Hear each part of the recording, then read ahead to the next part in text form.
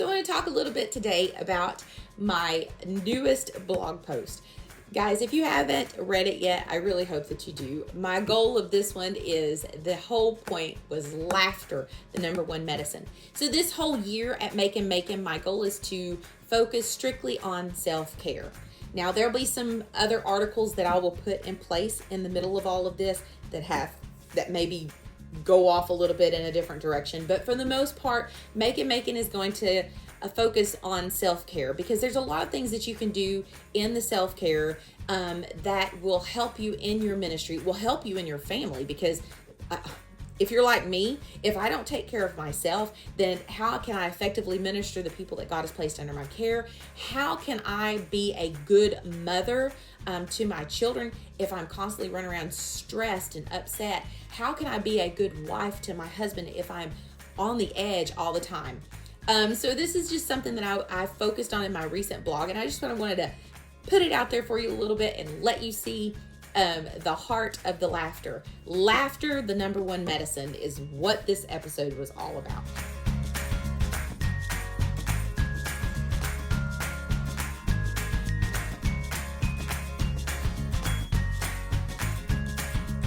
So in this blog post, I go into talking about Proverbs. A merry heart doeth good like a medicine. Okay? But a broken spirit drieth up the bones. Now, in my family, I grew up and we would consistently do silly things with each other. We were always playing pranks. My dad at one point would have people over at our house. I grew up in a pastor's home. In case you don't know, if you want to know more about me, make sure you go to Macon.com and check out my about post.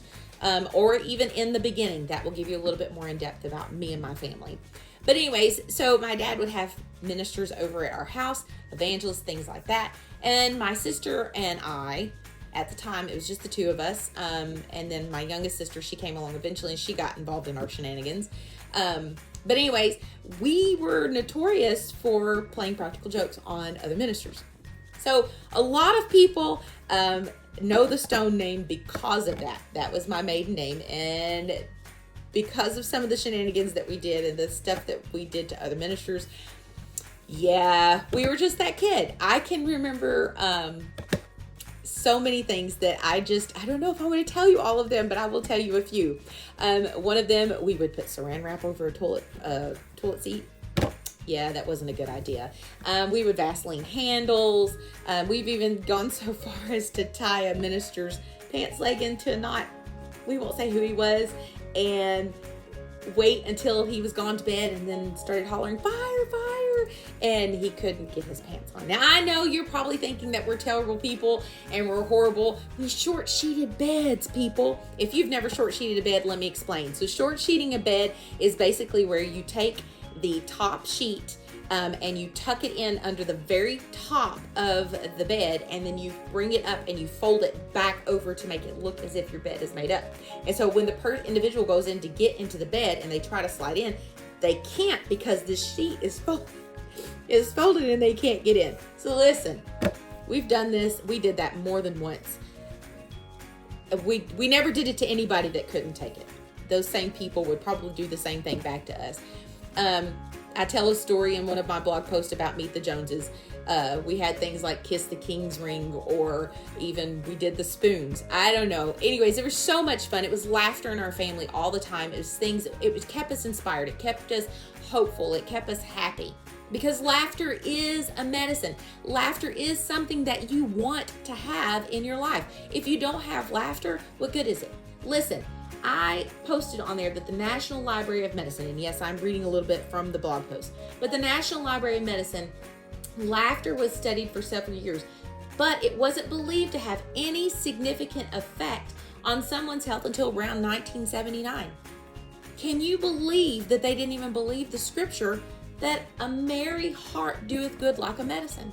It's important to have laughter in your life. Laughter does something to you. It actually helps those if you struggle with anxiety, if you struggle with depression, if you struggle with even physical health issues, heart issues. It's good for the body. Overall, it is a good thing.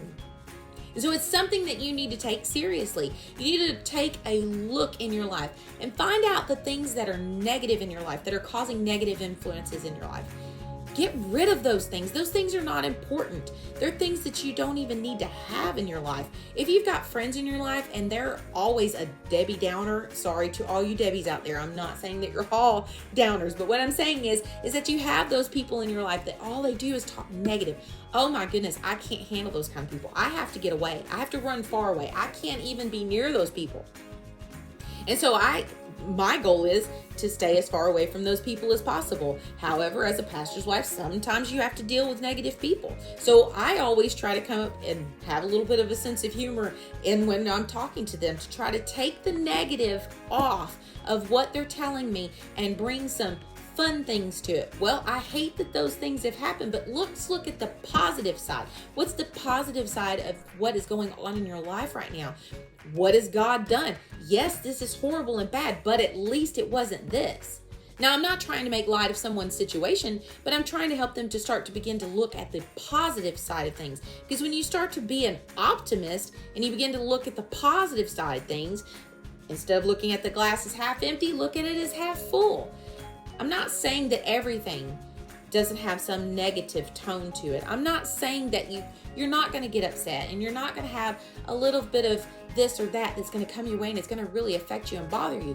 But what I'm saying is that throw it away and start begin to look at the positive side of things. Start to glean from those things that are positive. Well, yes, this bill was due and I got to pay a late penalty on it because I didn't pay it.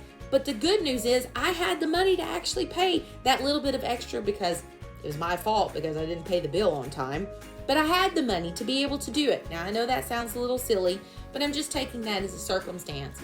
I just want to make sure that you can look at the positive side of things instead of always looking at the negative. If you have negative people in your life, pull yourself away from them. Begin to bring positive people in your life, people that can be a positive influence, but don't become that negative person, because even in the book of Proverbs, it talks about when you're around those type of people that are negative in your life, then you tend to become that person. What you hang around is what you become. You don't want to do that. You don't want to become the negative person in someone's life. You want to be the positive person in someone's life. So in the meantime, you might have to set a boundary and you may have to step away. That's something else that I like to cover a lot, is setting boundaries, because many times we have a problem with setting boundaries.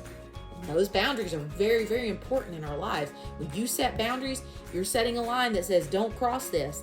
And you have to make sure that those boundaries don't get crossed, because people will come up to those boundaries and they will do their best to try to cross those boundaries. Get rid of the negative in your life. If the news bothers you, if something on there, for me personally, there are times when I can watch the news or I can listen to the news or find out what's going on. But there's other times I don't want anything to do with it because I realize it's starting to affect me. It's bothering me what's going on in the world today. And so I don't like doing those kind of things. I like to delve into the Word and see God's got so many promises of things that are to come. Regardless of what's happening all around me, I know that God's able and He's there. We're all gonna go through those times. We're gonna go through things that are going to bother us. It's gonna bog us down and bring us down. I mean, I could go into so many different circumstances of things that's personally happened in my life that God has helped me through, because even in the silent moments, I knew that He was there. But I had to remain positive. I had to keep praying. I had to keep fasting. I had to keep digging into God's Word and looking for those little tidbits of hope that He had placed in there, that He inspired other writers to give to us for us to use. Get rid of the news. Get rid of the things that are bad. Even your so-called social media friends that like to come on there and like to post negative things, get rid of it. You don't need it. Honestly, what's the whole point? Facebook is there for you to keep in contact with your family and your friends. But if those friends are bringing you down, if those family members are bringing you down, now, I know that sounds bad, but even if it's your family members and they're bringing you down, unfriend them. You don't need them. You don't need that negativity in your life. God doesn't expect you to have the negativity in your life. Get rid of it. Do the things that you need to do to make sure that you can keep a positive spirit, that you can bring laughter in your life. I mean, look, There's so many fun things out there. If you're going to be on Facebook, start adding stuff on your Facebook that's fun. I even posted in my blog post. I love Calvin and Hobbes. I love Calvin and Hobbes. My husband actually, I wish I had it with me right now, but my husband actually bought me 2 comic books of Calvin and Hobbes because I love them so much. And I like to sit there and see the little shenanigans that they get into. And I know a lot of it is his imagination, but I love it. I just love it. And so I'll take those little things when I see them, and I just start laugh out loud. I think it's so funny. And I'll take it and I'll send it to my daughter, and I'll send it to one of her friends. And the reason why I do that is to give them laughter and give them joy, because I love to have fun. I love to make people laugh. I just think it's the greatest thing in the world. And my daughter the other day, she said something, and my husband too. They both said something, and it really meant a lot to me. It meant so much. We like to play this little game when we're riding down the road and we're reading a book. And in the book, it asks different questions of us and about, things in our lives and stuff that's happened. And it brings conversation into the family. It gets us all talking with one another instead of everybody being on their devices and ignoring one another. We're at least carrying on conversation, which communication is important in your family and in your marriage, in your ministry even. It's important. But the question was, what brings you joy? That was the question. I didn't even get a chance to respond. And my daughter spoke up and says, Mom, I know what gives you joy. She says, making people happy. My husband spoke up and he said, for him, it was my ability to begin doing sourdough and my sourdough cookbooks and bringing sourdough into our life. It makes him happy to think about it. Those things made me happy. And my daughter was right. I love to make people happy. And it affected my husband by me loving to make people happy. I just love it. And that should be your tone in life too. You should love to make people happy. You should find things to help others to make them happy. And in you making other people happy, you'll end up making yourself happy. It's a cycle. It's all a cycle. Most things in life are a cycle. And that's what you have to keep in mind. And last but not least, but the point is to take time out with your family. Have fun with your family. But the bottom line is this, and I wrote it in my blog. I wrote this in my blog. Our first step in self-care is tossing out all of the things that bring us down. That's our very first step in self-care. In this whole year, the number one thing that I want you to focus on is this first step of self-care, and that's casting out all of the negative in your life and focusing on laughter. Laughter, the number one medicine. We need medicine in our life. We don't need the pharmaceutical drugs. We need the medicine that God has given us, laughter. Think about a child's laughter and how much joy it brings to you because their laughter is so innocent. That type of laughter is what we need in our life. But you can't do it if you don't get rid of the negative things in your life, the things that are consistently bringing you down, the thoughts that are bringing you down. Delve into God's word. Bring his word alive in your life. And begin to focus on those things. And when you do that, I promise you, laughter will return. And you'll find yourself having joy along with the laughter. And you can start sharing it with other people. It's kind of like a contagious disease. When one person starts laughing, other persons start laughing.